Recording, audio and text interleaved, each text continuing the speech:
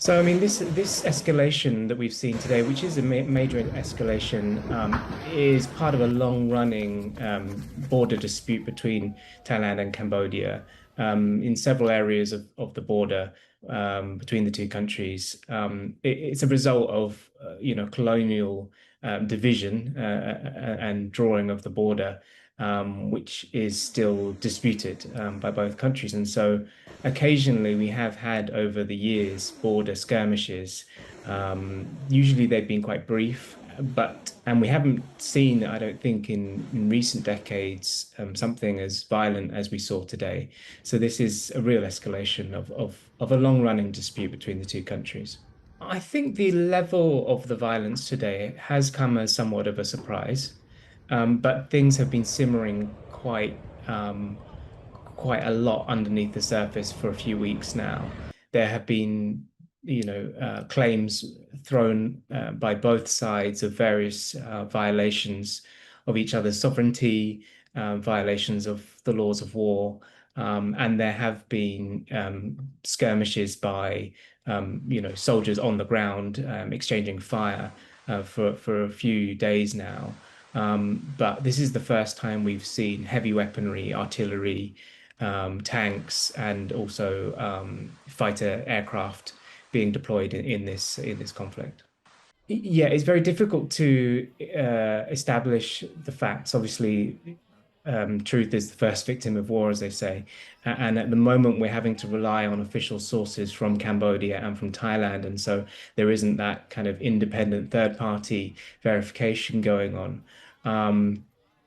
So it's very hard to say exactly. As I said, they've been exchanging different claims. So the Cambodians said that the Thais attacked Cambodian territory with troops, whereas the Thais have made claims that the Cambodians have laid landmines in Thai territory, contrary to their international obligations. So it's very difficult at the moment to establish um, who started the fighting exactly. But obviously, that is a key point of debate between the two sides because whoever started the fighting um, cannot make the argument that they are fighting in self-defense, whereas the people who were attacked first, obviously, they can say that well, they're just responding as they're allowed to do under international law.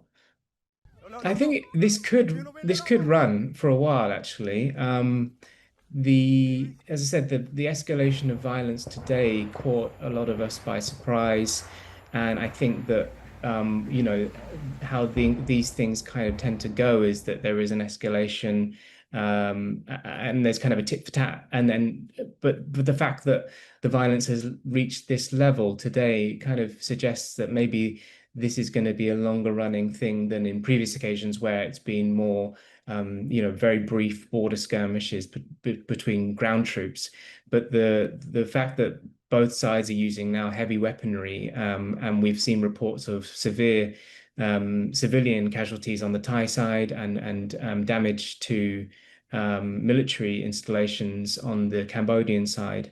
It does suggest that this could go on for a while, and we'll obviously be monitoring it as it continues.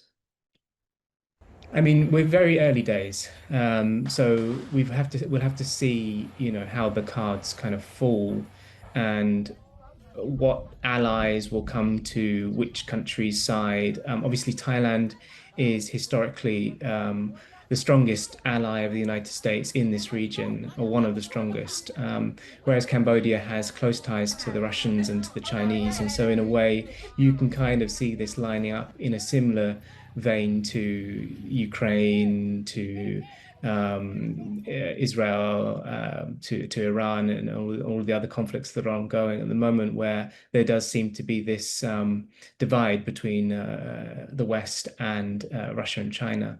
Um, but as I said, this is still very early days, and the sounds that have been coming out from Brussels and Washington have been all about de-escalation and that there needs to be a peaceful resolution of this.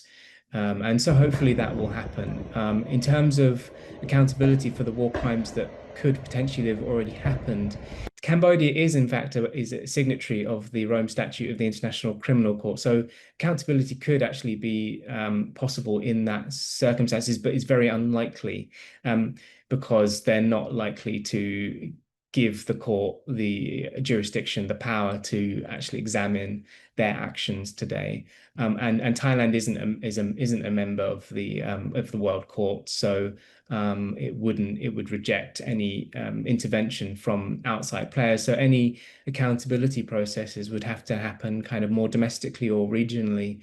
And they don't really exist in this region, so in the extent that they do in other regions. So it will be difficult, but obviously, as a human rights organization, we'll be pushing for accountability. We'll be documenting the war crimes that could have occurred and might still occur going forward, and we'll obviously be pushing for that accountability for the victims.